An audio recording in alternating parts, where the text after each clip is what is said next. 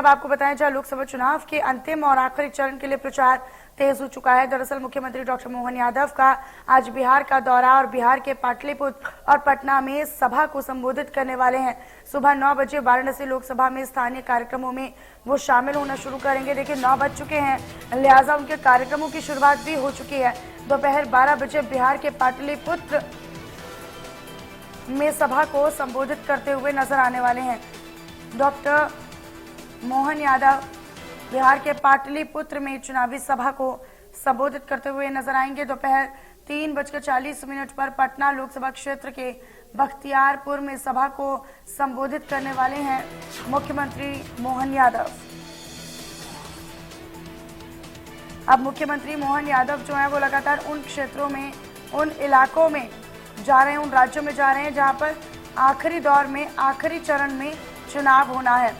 1 जून को आखिरी चरण का चुनाव होगा और 1 जून को जब चुनाव होगा तो यहाँ पर कौन से राज्य होंगे जिनमें लगातार बीजेपी जो है वो अपनी प्रचंड जीत का दावा करती हुई नजर आ रही है। और इसी संकल्प के साथ, इसी विश्वास के साथ मुख्यमंत्री मोहन यादव बिहार पहुंच रहे हैं। वैभव मेरे सहयोगी अधिक जानकारी के साथ जुड़े हैं फोन लाइन पर। वैभव, क्या समय बताया गया है, कार्यक्रमों की शुरुआत कब होगी बिहार में? बिल्कुल, सबसे पहले अभी वाराणसी में ही है मुख्यमंत्री डॉक्टर मोहन यादव।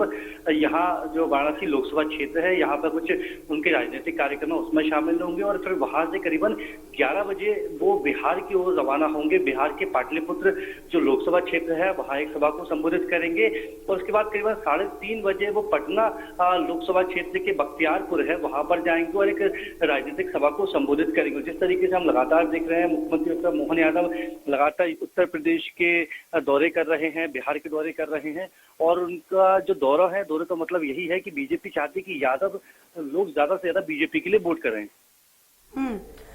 लिहाजा देखिए, जो यादव बहुल इलाके हैं यहाँ पर बीजेपी बखूबी डॉक्टर मोहन यादव के प्रचार का इस्तेमाल भी कर रही है, उनके उस प्रभाव का इस्तेमाल भी कर रही है गौरव। और ऐसे में ये काफी महत्वपूर्ण हो जाता है कि आने वाले चुनाव में, क्योंकि बिहार में जब हम देखते हैं तो जातिगत राजनीति खास तौर पर प्रभावी मानी जाती रही है और काफी लंबे समय से एक कोर वोट बैंक भी रहा है जो परंपरागत तरीके से किसी एक दल को या फिर किसी एक विशेष समुदाय को वोट करता है। क्या यहाँ पर सेंधमारी या फिर जहां पर पिछली बार उतना खास कमाल बिहार में नहीं कर पाई बीजेपी, इस बार इसी उम्मीद के साथ डॉक्टर मोहन यादव यहां पर प्रचार कर रहे हैं कि इस बार कम से कम सफलता मिलेगी उन तमाम सीटों पर?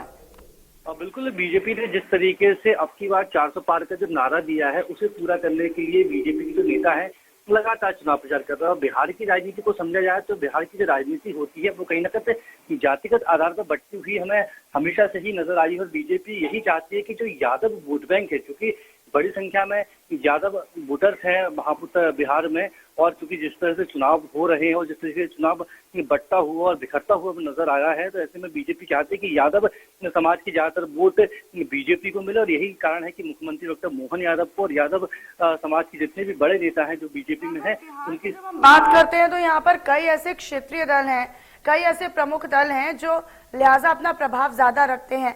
अब चूंकि डॉक्टर मोहन यादव यहाँ पर दौरा कर रहे हैं तो अपना प्रभाव हो या फिर बीजेपी का प्रभाव हो, कितना प्रभाव बना सकते हैं, ये काफी दिलचस्प रहेगा। वैभव, आपने जानकारी साझा की, बहुत शुक्रिया, लेकिन आप बने रहिए, खबरों पर आपसे जानकारी हम साझा करेंगे अपने दर्शकों तक।